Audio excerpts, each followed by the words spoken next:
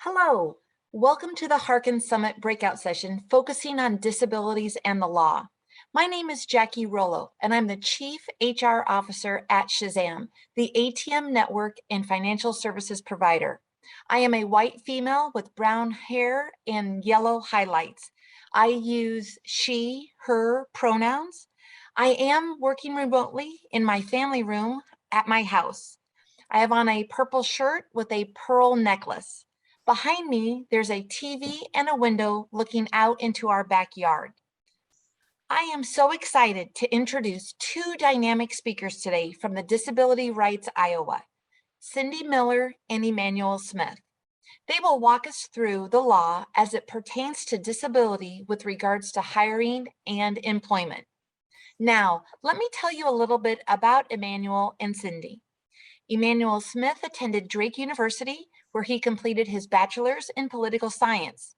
Born with osteogenesis imperfecta, he has held a lifelong interest in disability and political action to improve the rights of disabled people everywhere. His work at DRI focuses on barriers to employment, disability discrimination in the workplace, and advocating for effective employment services for people with disabilities. Cindy Miller received her undergraduate degree from the University of Iowa in 1997, graduating with distinction with a Bachelor of Arts in English. Cindy received her JD from Drake University Law School in 2000. She was admitted into the State Bar of Iowa in 2000 and can practice in the state and federal courts of Iowa in the 8th Circuit Court of Appeals. Cindy is the legal director of Disability Rights Iowa and provides legal representation and systematic advocacy to individuals with disabilities in the state of Iowa in areas including special education, community integration, guardianship, accessibility, and employment law. And with that, Cindy, I'll turn it over to you to start. Thank you so much, Jackie. And we really appreciate the invite to speak at this conference. Employment law and the ADA are very dear to both Emmanuel's and my heart. I am Cindy Miller. I'm a white female with blonde hair. Today I'm wearing a black blouse that has a white pattern, and I'm wearing a dragonfly necklace. I'm currently sitting in my office, and my pronouns are she and her. And hello, my name is Emmanuel Smith. I use he, him pronouns. And I'm currently wearing a blue and gray shirt and have short brown hair. And I just wanted to echo the appreciation that Cindy gave about the fact you're willing to take your time to learn about this topic. As a person with disability, the ADA has absolutely transformed my life. And so it means a lot when people are willing to educate themselves on the power of the ADA and what it does for people. If you're not familiar who Disability Rights Iowa is, I'll do a brief synopsis. We are what's referred to as a protection and advocacy agency, and every state and territory in the United States has an agency similar to ours in their state and territory. Our mission is to defend and promote the human and legal rights of Iowans with disabilities and/or mental illness. We are not a state or federal agency. We're an independent nonprofit. We do receive federal funds, however, in order to provide services to people with disabilities. Under federal law, we are authorized to investigate abuse and neglect of Iowans with disabilities and mental illness, usually in facility settings or anywhere that an individual with a disability lives. We also can pursue administrative, legal, and other relief on their behalf. We represent Iowans of all ages and all disabilities, and we do not charge for our service. Well, on this 31st anniversary of the Americans with Disabilities Act, we're really proud to represent some information today on what people should be doing 31 years after the implementation of this law. The ADA was signed in 1990 by the first President Bush. It was a civil rights legislation that is giving protections to people with disabilities. After several years of being in play, Congress did have to go back in 2008 and further define the definition of disability to explain what was happening. In an employment law case, there's usually two parts. The first part is you have to prove you're a qualified individual with a disability. And then the second part of the lawsuit would be, were you discriminated against? And a lot of the cases that were going to trial at the lower court levels and even at the Court of Appeals levels, were getting caught up in whether the person had a definition of a disability.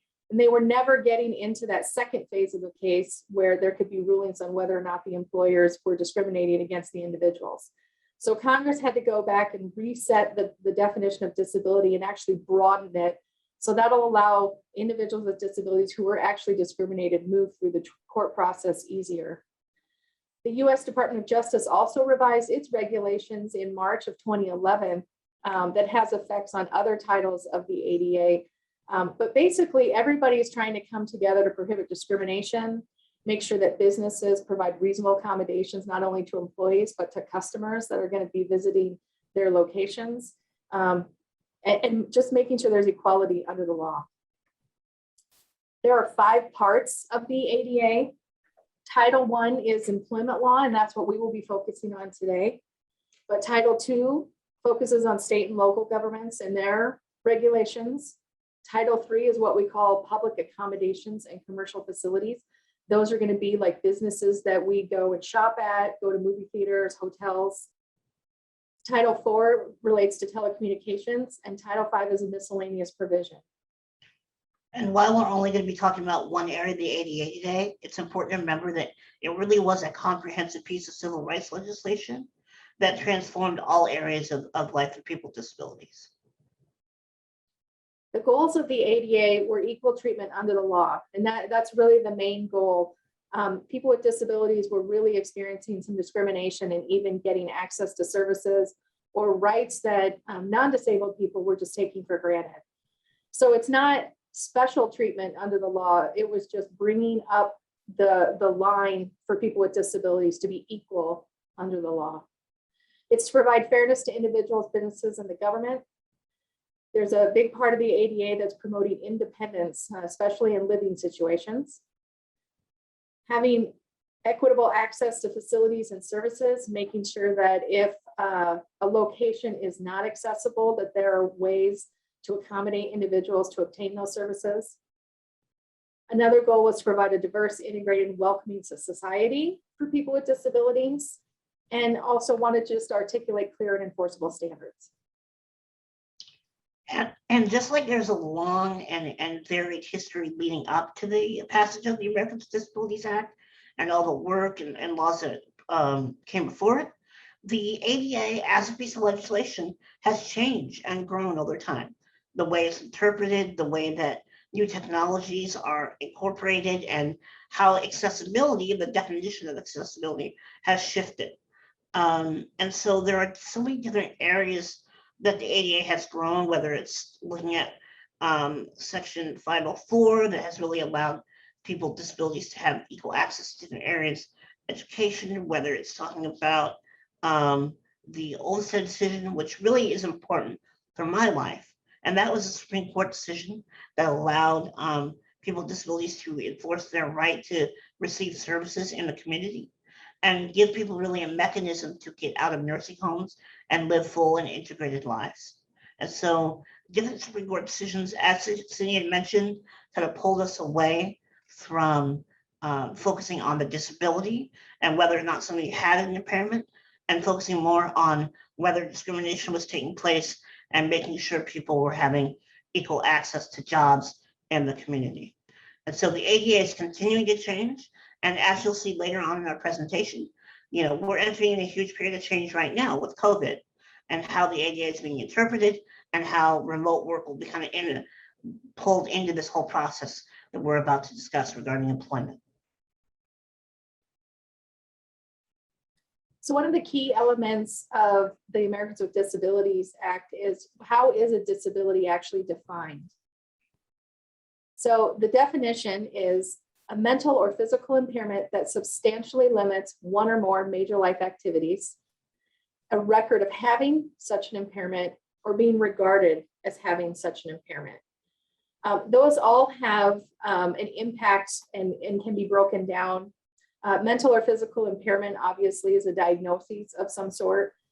Substantially limits one or more major life activities. That's where you're going to hear different people say, like, my disability doesn't allow me to walk My disability doesn't allow me to breathe effectively. My disability doesn't allow me to, whatever the term is. We usually say you can put ing afterward: walking, working, living, breathing, some major life activity that we all take for granted. The other two categories were added under the ADA because people with disabilities who have a record of impairment were being discriminated against, and even people who maybe didn't have a disability were being treated as having a disability and also discriminated against. That's why you'll see the three different categories. The note at the bottom is certain temporary impairments are not a disability covered by the ADA, such as an ankle injury, or if you like wrench your knee and you have to go to physical therapy for a couple of weeks. Those might not be defined as substantially limiting. They may be temporary in time. So we're going to move on and kind of walk through Title I employment. And our focus today is going to be on the beginning processes of getting employed. So the hiring process. We're going to talk a little bit about interviews, what a job description looks like, and accommodations in those processes. There's other aspects that we could talk about under Title I, but again, today we're really going to focus on those beginning stages of pre-employment. So who's protected under Title I? We just went through the definition of needing a disability that meets the substantially limits of a major life activity, but you also have to then be a qualified individual with a disability when you get into Title I situations. That means that the employer, the applicant, is otherwise qualified for the position or possesses the skill, education, training, and job-related requirements that can, with or without reasonable accommodations, perform the essential functions of the job duties. Again, these are all these words have a legal impact, so I'm going to break it down a little bit. Otherwise qualified is exactly what you think it is. If you are applying for a job that says you're going to be a Spanish-speaking teacher, in order to be qualified, you have to have the skill of being able to speak Spanish. If you don't have that, you are not otherwise qualified. With or without reasonable accommodation, I'm going to define reasonable accommodation in a few slides here, but that is finding some way to change the job in order to allow a person to actually do the functions of that particular job. So again, we're in the pre-employment process. So we're talking about the hiring process, applications, putting out job descriptions, doing interviews of applicants. And the ADA is trying to take care of the issue of failing to hire individuals because of an actual or perceived mental or physical disability. The law says that is barred to base your decisions on those physical or mental disability aspects. When an employer can actually ask disability-related question is going to depend on where you are in the process, whether you're in that pre-hiring phase, a conditional offer phase, or actually once you've employed the individual.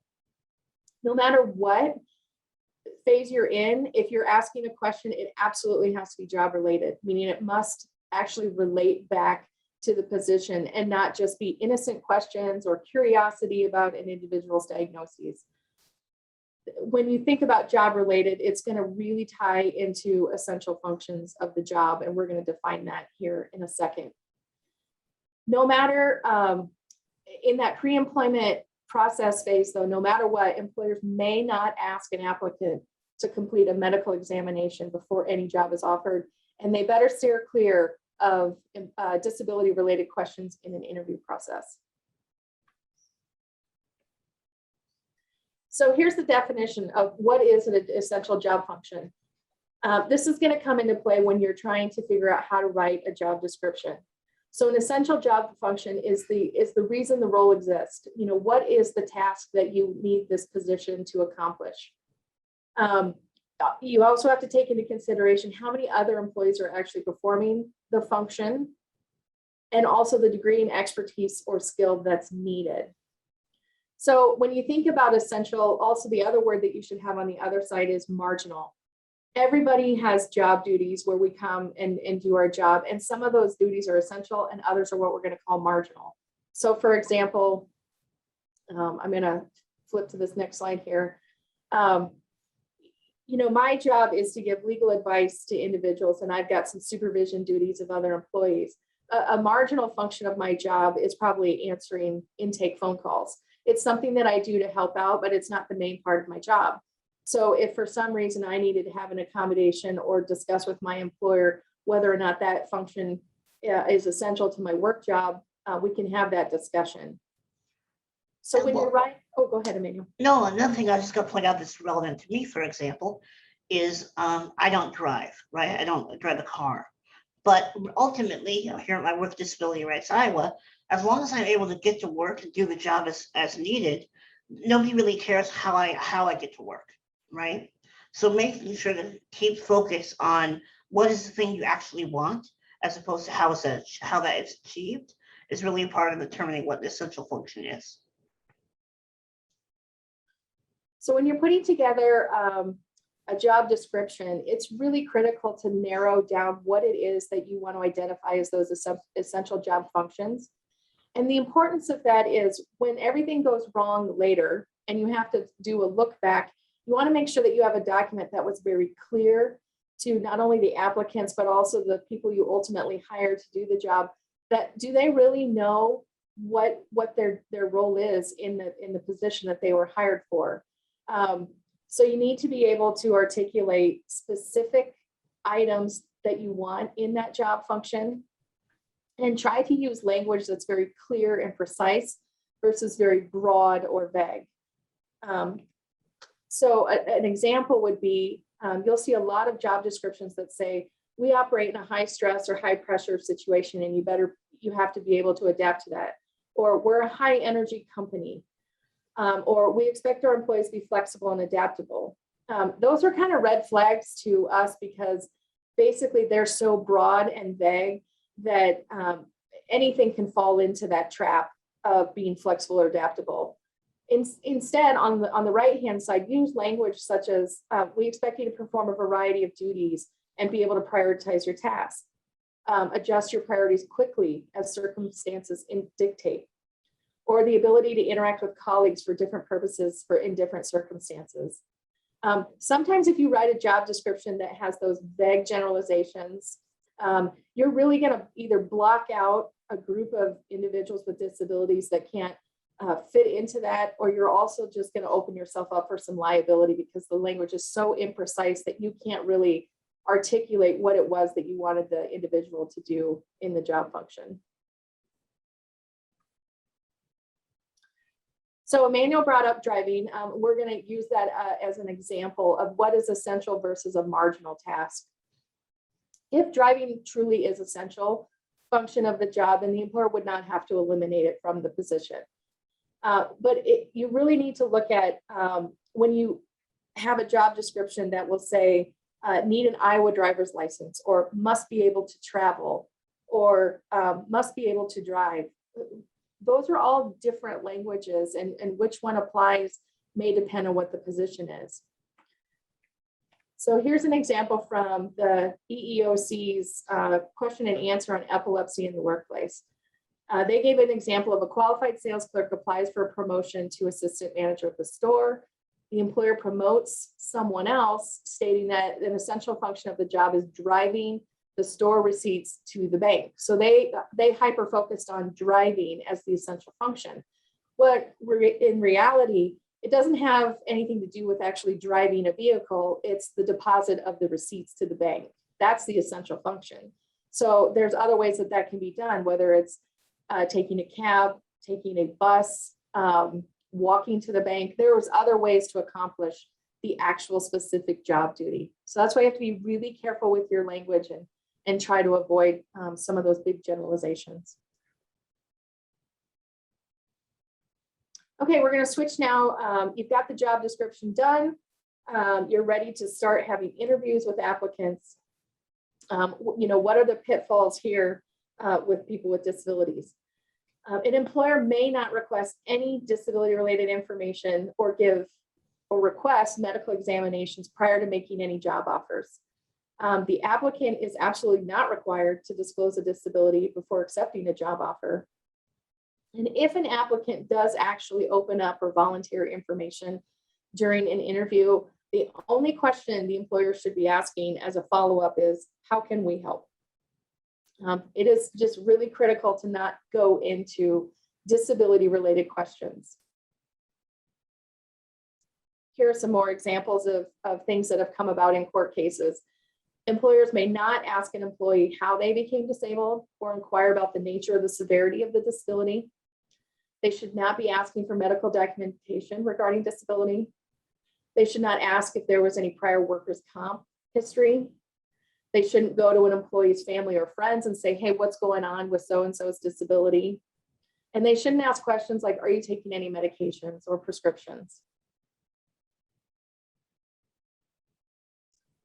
Now, at the point that you have interviewed someone and there is a job offer on the table, if it's a situation where you have to have what we're going to call a conditional job offer, where maybe they need to pass a specific type of medical exam, let's say in order to drive a forklift, or there's some critical piece that requires some sort of medical exam, that can be done only after a job offer is made to the individual.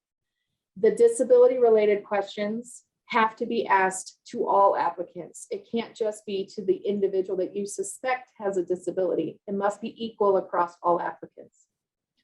The employer cannot withdraw a job offer unless the disability prevents that individual from performing what we have now defined as the essential job functions, and a reasonable accommodation absolutely cannot be provided.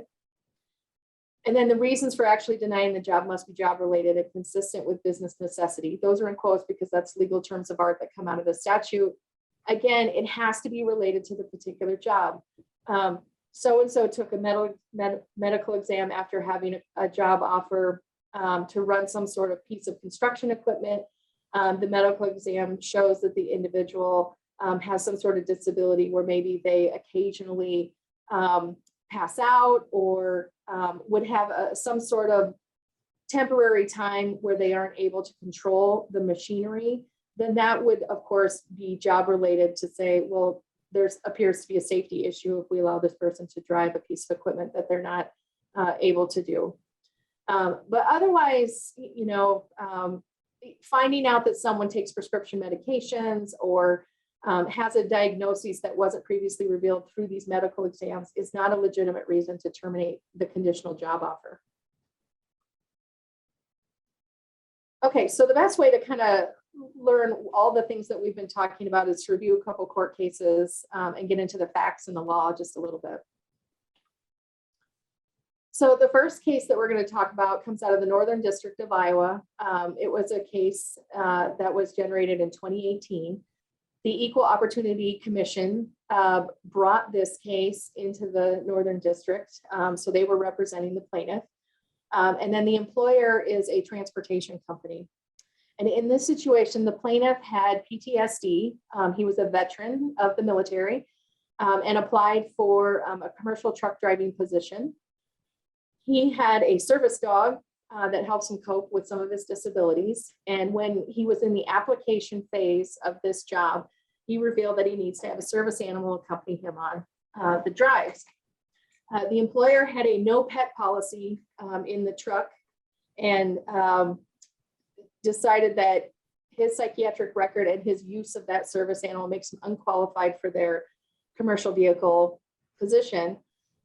But the other fact that came into play is the applicant had passed the valid commercial license testing process, and he'd also already had a previous commercial driving job. So the argument was he was a qualified individual, just needed an accommodation. And the accommodation that should have been discussed in this process is whether that policy of not having dogs in the truck could have been amended to allow the service animal. As I said, the case was filed in the Northern District of Iowa.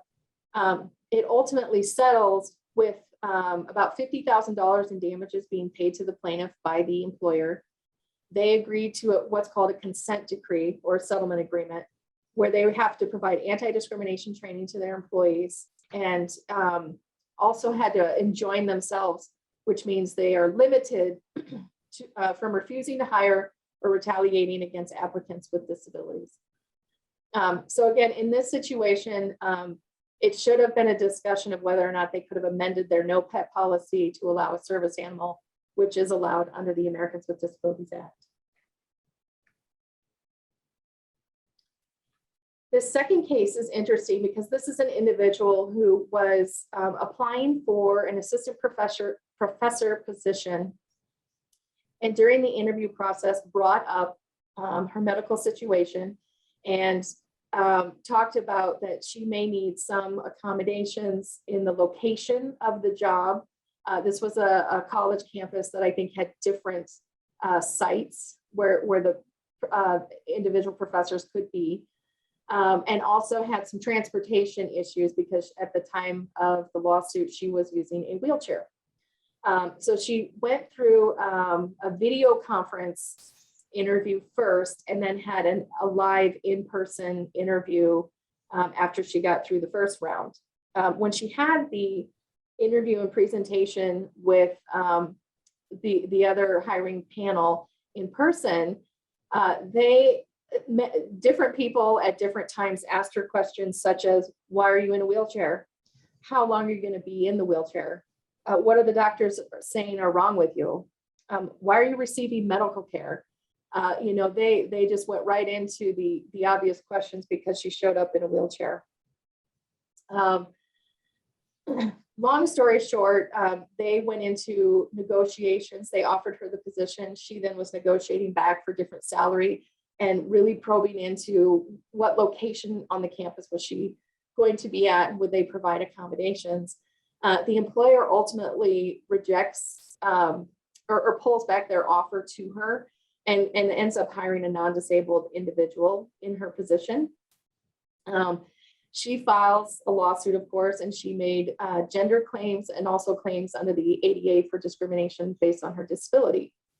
The employer says, hey, we were just asking all those questions out of compassion, or they were just truly innocent questions. And the court basically said, sorry, innocent and harmless questions are still a violation of the ADA because they are in fact discriminatory. And then when the court did its analysis in the case, they really kind of poked holes in the defendant's defense and kind of, showed them that, it was questionable whether or not the revoking of the job offer was based on disability. And I think the record was pretty clear. So what the court ultimately says is the individuals who conducted the interviews crossed the proverbial line when they, even out of compassion, asked overbroad, intrusive questions that are not permissible under the ADA, regardless of how innocent their intentions may have been. So that's kind of the beware court case of, even conversationally in an interview, getting into disability related questions is not a good idea. And just to kind of humanize this a little bit and give an example of a good interview experience and what it can look like when it goes well, and some of the complex questions that can come up for people with disabilities when we're applying for jobs, is talk about my first experience with a job interview right out of school, applying to work at the movie theater. So I went there, and I have a wheelchair. I'm visibly disabled. And so I kind of understood what my rights were under the ADA, but also was cognizant of the kind of prejudices and internal questions my interviewer may have had, many of which you just heard in this other case. I'm sure a lot of interviewers have. But my interviewer was aware of the ADA. They seemed to know what they could and couldn't ask, and simply kept their questions to the essential functions of the job and whether or not I viewed myself as being able to meet those standards. And of course, I said I was. What makes my situation a little bit interesting is if I didn't have a visible disability, we often encourage people not to disclose that disability until they have the job itself, because we never want people to inadvertently open themselves up to discrimination, right? We can't always show that somebody was denied a job because of their disability. That's not always something that's easy to prove. So to prevent that from happening, it's often the case best to not disclose a disability at work until you have an accommodation that you're going to need and until you're going to need the legal protections and supports of the ADA. However, in the case of myself and other people with disabilities that are very apparent and very visible and immediately identifiable, we often have to try to strike a balancing act Because on one hand, I want to take advantage of all the protections that the ADA affords me, but I also want to preempt some of the internal assumptions the interviewer might be making. And while they're legally not allowed to voice those concerns, they're still there, right? So I try to balance the wanting to protect myself while also being forthcoming and saying, here's how I'm going to get to work. I don't drive, but I'll be taking the bus. I'll get to work every day. It won't be an issue. I don't foresee my disability becoming an issue for any of these various tasks. You know, I have this disability and it doesn't really impact any of the work that I'll be doing. So I try to strike that balance. And one of the questions we get most often is when to disclose and how to disclose as a person with a disability. And it really does vary case by case and whether or not the person will need an accommodation, as we'll discuss here in a second. So I'm going to piggyback on what Emmanuel just said. You know, the big question for mostly non-visible disabilities is, when do I actually have to tell my employer? And the answer is, you may never have to tell your employer that you have a disability. You know, we all have medical conditions.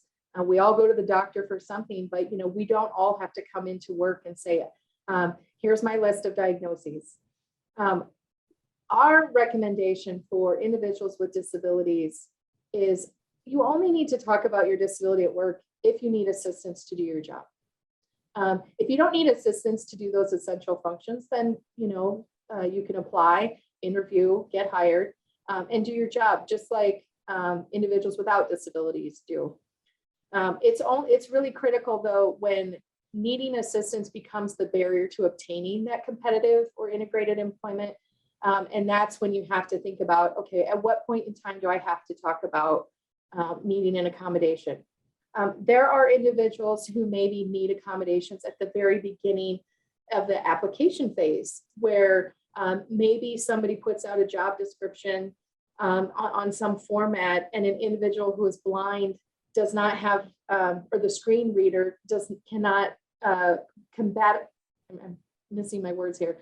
Is it compatible to read the job description in the format? So they may need an accommodation in quotes to say to the employer, can you put that job description in another format? That way the screen reader can read the job description to that individual. Some people may need an accommodation at an interview. If you're interviewing at an inaccessible location, let's say somebody that uses a walker or some sort of mobility device needs to get into your front door, but you have 3 concrete steps into the door. There's no way for them to access your business without some accessible route. They may need to then request an accommodation to have the interview at another location. So we keep throwing out this term of what is reasonable accommodation. We need to properly define it for everyone. It is a change or just an adjustment in the job or the environment or just the way things usually done. We had that service animal case that we looked at with the transportation company. There was a policy that was in effect that would have been, that would be the change in the way that they did something. It was the change in that policy. Like I said, it can be at any stage of the employment process, whether it's the pre-employment or the post-employment process. So applies to applying for the job, can they perform the essential functions, and then just enjoying the access and the benefits available to other individuals in the office. Once someone indicates that they do need to request a reasonable accommodation, the employer has a legal obligation to interact with that individual and find out what is it that they need? Is it something the employer can provide? Are there other ideas? It's supposed to be a conversation that comes to a resolution for both parties. It should be entered into in good faith. It should also be entered into in a reasonable amount of time. We see court cases where someone makes a reasonable accommodation request and then 6 months, 9 months, a year goes by before it's ever addressed. Absolutely not. That would fall into the unreasonable category. The duty to accommodate is ongoing. This is something that I know Emmanuel and I have come across in some of our cases where an individual maybe will have an accommodation established at their employment, and then something happens. Sometimes it's a new supervisor or another year. If you're a contract employee, like a school employee or something comes around, and there's no understanding that that duty to accommodate is ongoing. Sometimes we don't have all the answers for accommodations. Maybe an employee will request something, and the employer needs maybe some assistance in figuring out, well, who should I talk to, or how do I understand this better? Or maybe I don't know what I'm talking about, but let's find out some more information. So there's different places to go to. Of course, interact with the individual with a disability. They know themselves the best. They're going to have the best recommendation. You could maybe reach out to some healthcare providers, find out, is there a way to tweak the accommodation, or what is healthy for the individual? There's vocational rehabilitation specialists, job coaches, engineers, other disability related organizations that may have experience. Don't forget your subject matter experts. Sometimes the accommodation could be as simple as somebody needs a standing desk. So you just need to figure out a way to raise up the desk for individuals. There's also some really good external resources like the Job Accommodation Network. That is an organization that has put out many, many fact sheets and lots of guidance on different types of disabilities, different ways to think about disability accommodations. And they've just put out just a wealth of information that I would advise everyone to go check them out. Emmanuel, can you think of anything that we could add here? Just again, to really just, if you're entering into the interactive process, allow the individual with disability to be an expert on their own disability, and really presume they know their stuff and know what it's like to live with that disability and what would work, and really be a good faith participant in the interactive process. And that will yield so many great things. And also respect, for what has come before you. If you're entering into a job and you oversee employees, and some of which have accommodations in place, please save us the work of having to work with someone whose, accommodations have been snatched away because of a lack of education on what their responsibilities are.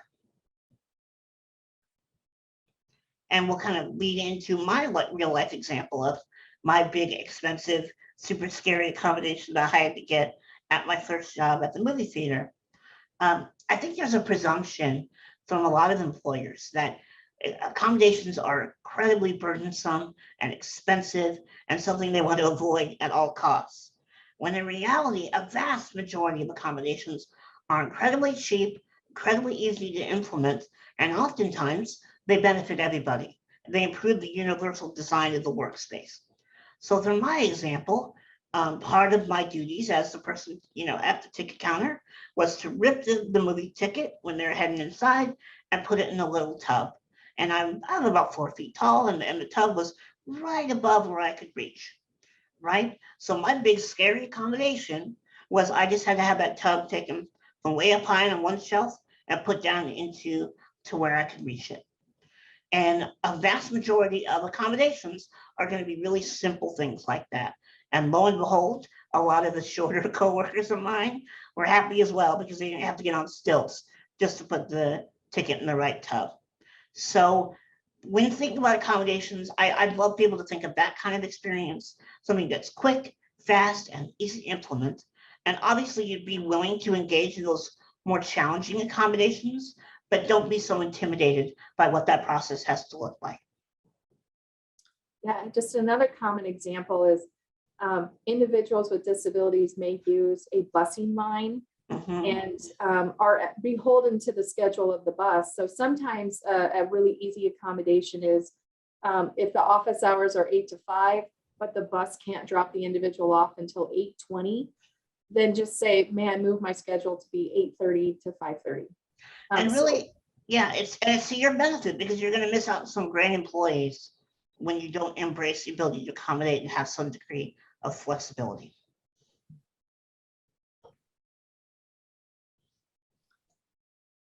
Okay, when is a reasonable accommodation not reasonable, or does not have to be provided? The answer is when it's unreasonable. Well, who's the individual that's going to make that decision?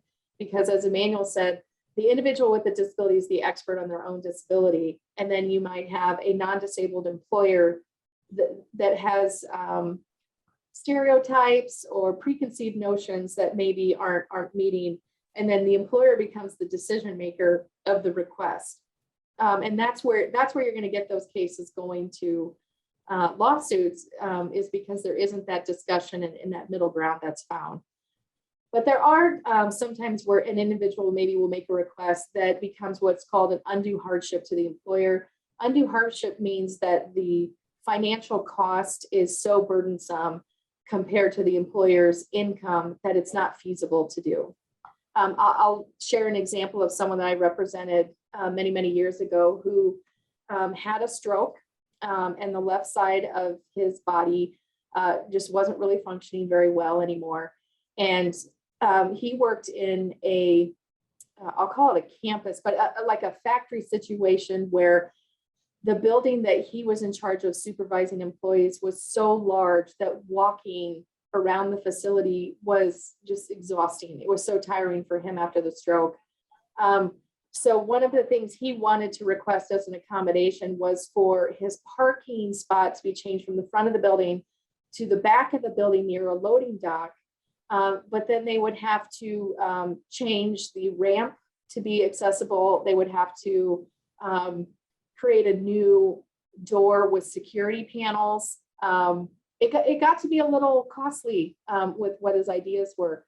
Well, ultimately, we worked with the employer, and the agreement ended up being that he will have an accessible parking spot in the main parking lot out front. And then they purchased a mobility device that would be stationed in the lobby inside the front door. So his walk was from his car to the front door, and then he could use the mobility scooter throughout the rest of the employer's space. So, we took an expensive idea, made it less expensive, but still worked for both parties. The other thing that employers can refuse a reasonable accommodation if it will result in what's called a direct threat to the health or safety of the employer or others. And we'll have another case here that we'll examine in a bit that's going to kind of talk about if the accommodation itself doesn't work for the individual, or it may be putting others at risk, then of course an employer can refuse to do that.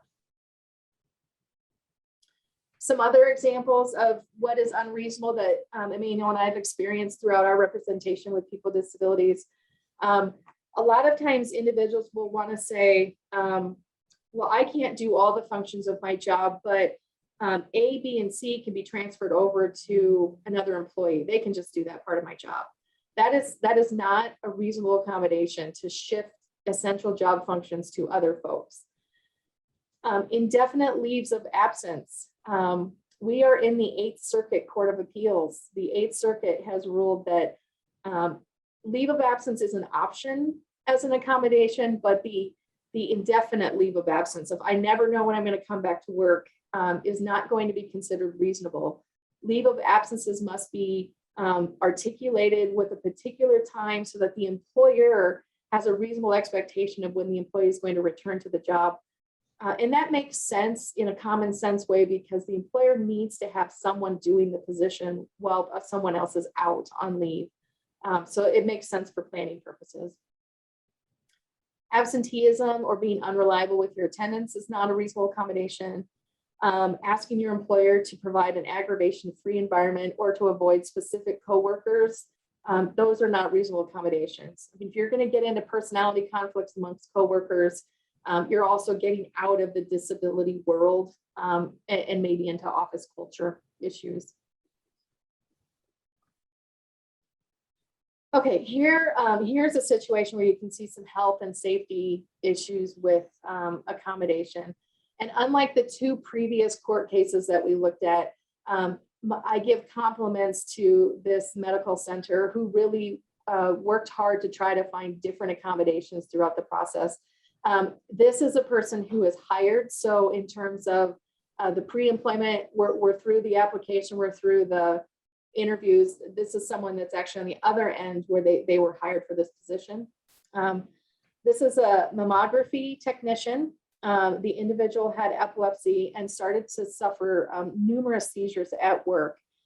And after this person, excuse me, was unable to reduce her seizures at work, the medical center ended up placing her on unpaid administrative leave.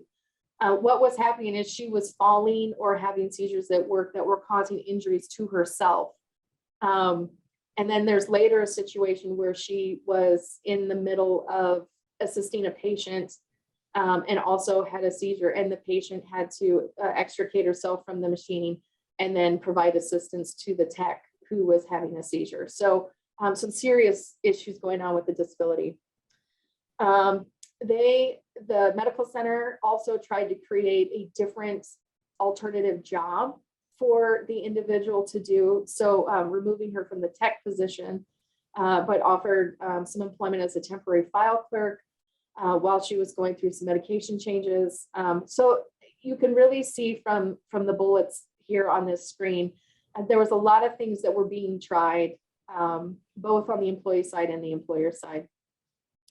At some point, this individual, the plaintiff, is on medical leave, and then she informs her employer that she's trying new medication that may be controlling her seizures, and the medical center offers her the full position and benefits to come back, be reinstated, and the plaintiff refused for whatever reason.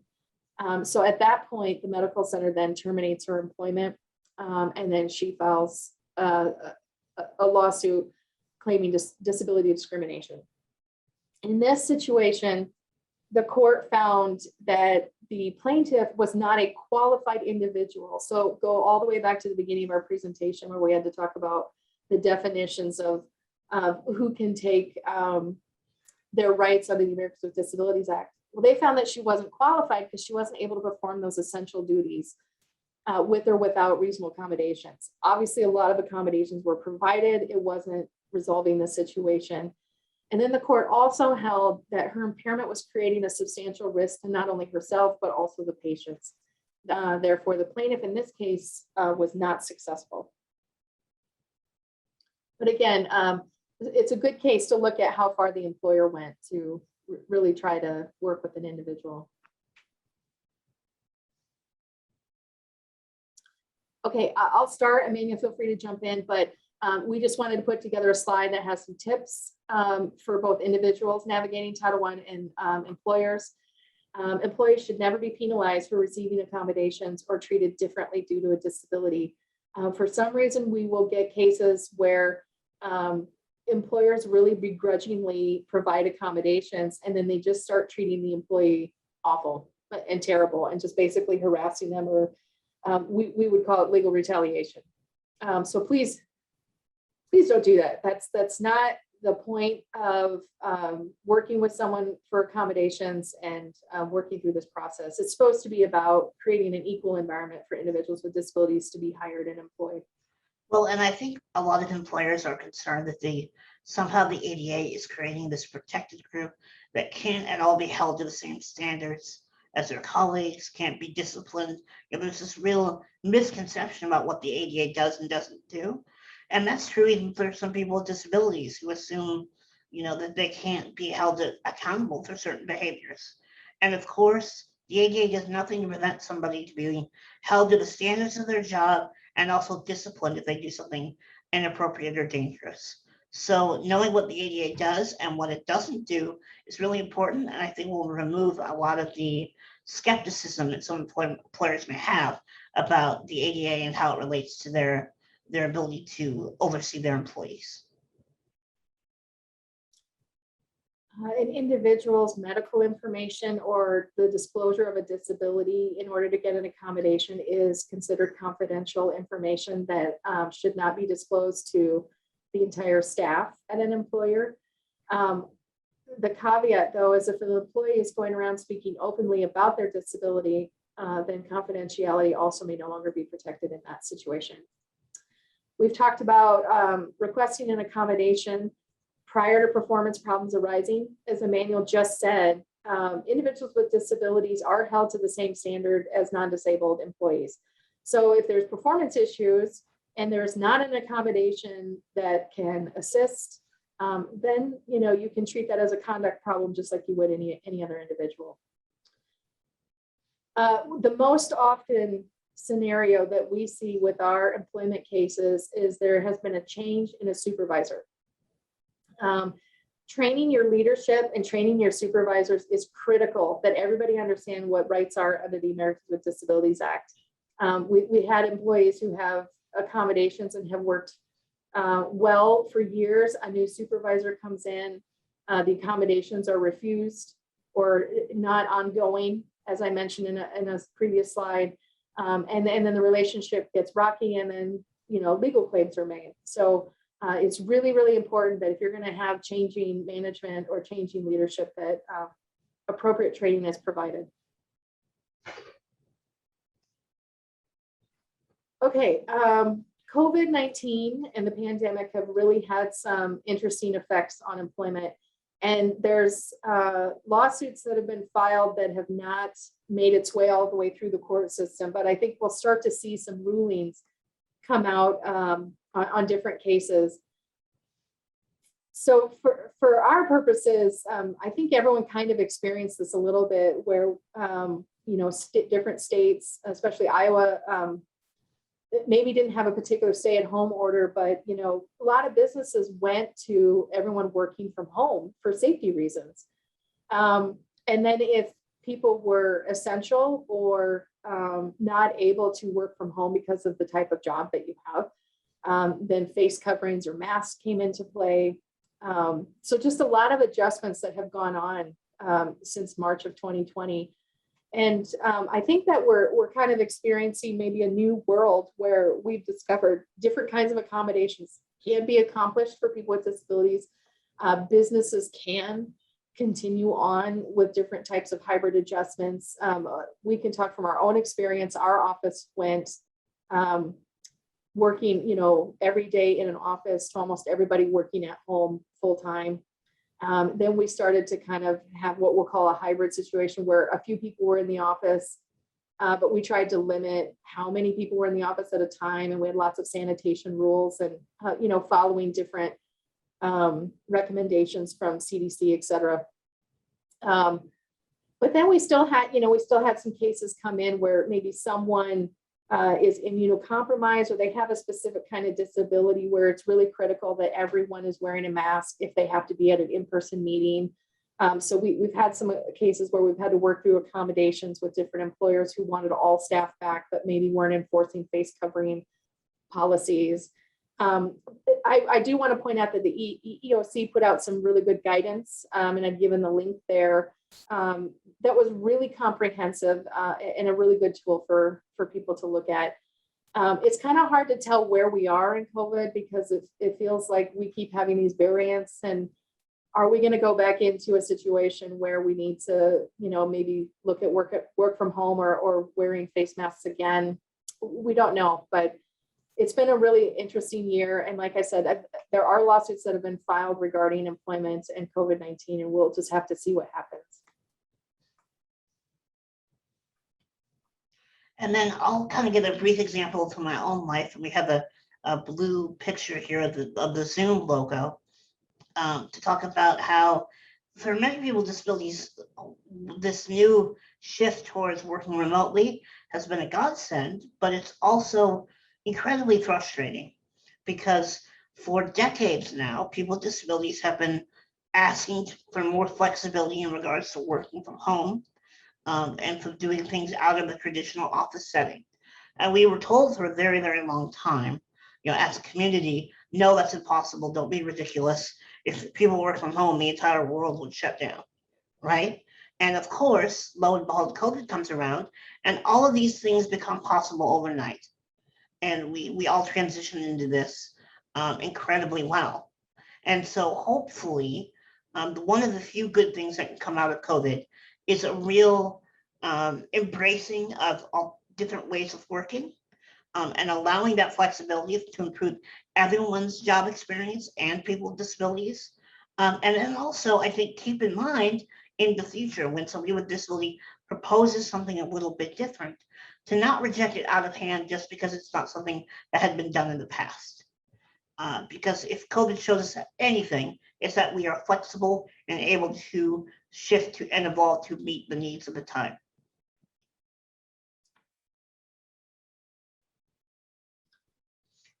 A reminder that I wanted to bring up is that the Americans with Disabilities Act alone is not the only law out there with protections for individuals with disabilities, and it also doesn't operate in a silo position.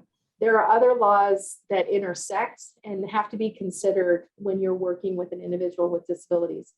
Of course, every state has their own state law, and Iowa, of course, has an Iowa Civil Rights Statute. So if you're in violation of the Americans with Disabilities Act, you're probably in violation of the Iowa Civil Rights Act also. You may, if things don't go well and someone files a complaint, they could bring state claims, or they can also bring federal claims under the federal law of the ADA. The Family Medical Leave Act is something that comes into consideration usually when individuals have to take a longer period of leave for whatever reason. The Family Medical Leave Act has certain parameters and very specific timelines associated with it. But a lot of times employers forget that if Family Medical Leave Act is exhausted, there still is an obligation to turn to the ADA and then look at whether there's an accommodation that would follow or also interact with the Family Medical Leave Act. So again, don't forget that it's not just Family Medical Leave Act is over, the individual didn't come back to work, they can be fired. There's other obligations to look at the ADA and what accommodations can be made. The Fair Labor Standards Act, you should be familiar and do some due diligence with that, especially when hiring people with disabilities or using volunteers at your work. There are certain rules about who can have volunteers. You also don't want to get into a situation where you have unpaid volunteers working with what looks like an employee and should be paid at least minimum wage. So there might need to be a little due diligence on understanding the Fair Labor Standards Act, what can and cannot be done with unpaid volunteers. And then Emmanuel, if you want to talk a little bit about Department of Labor and 14C certificate. Yeah, and unfortunately for some time now, for decades going back, Department of Labor had a special exception called 14C certificates that allowed certain employers to pay people with disabilities often well below minimum wage. And sometimes we're talking literally pennies an hour. It was a real way to kind of silo and keep people with disabilities in a very restricted environment, both economically and just as far away from the community. And luckily, we begin to more and more move away from that and embrace community employment as the ideal option for everyone with a disability. But it's still, there are some hangers on. And I think we need to continue to advocate for employment that acknowledges everyone's dignity and pays a living wage. So when everything goes wrong, how does an individual with disability enforce their rights under Title I of the Americans with Disabilities Act? And they have to file a complaint with their either state Civil Rights Commission or at the federal level, it's the EEOC. And there are timelines required or connected to those filing of the complaints. In Title I, you have to, it's a requirement called you have to exhaust your administrative remedies. So that complaint has to be filed. In Iowa, it's within 300 days of the adverse event. So whether it's I was denied an accommodation or I was terminated from my employment, you have 300 days to get that complaint filed with the Iowa Civil Rights Commission. There is cross-filing that goes on between the state commission and the EEOC. So an individual only needs to file in one place, not both. And then depending on what happens with the review through those civil rights commissions, individuals have specific rights where they can request what's called a right to sue letter. And that's basically the gateway into filing a private lawsuit. Title I is enforced by individuals filing lawsuits to protect their rights. There's no other mechanism for the employee whose rights have been violated. There's not another automatic way to pursue that. They have to take the step to do that themselves.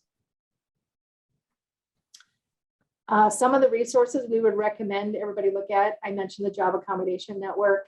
The U.S. Equal Employment Opportunity Commission, or the EEOC, has really good fact sheets. And like I said, they put out some really good guidance on COVID-19 in the workplace.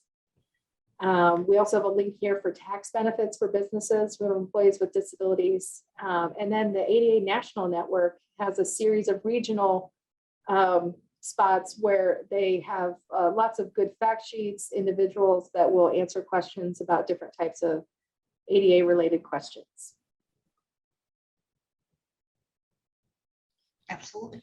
And we thank you so much for inviting us to present this information. And I'm going to turn it back over to Jackie now. Wow, Cindy, Emmanuel, thank you so much for all of that information. I learned something almost on every slide that you provided, so thank you for sharing that with us. Now, be sure for all of our participants and attendees, be sure to enjoy the rest of the summit. There's a lot of great information to be had. Thank you so much. Thank you.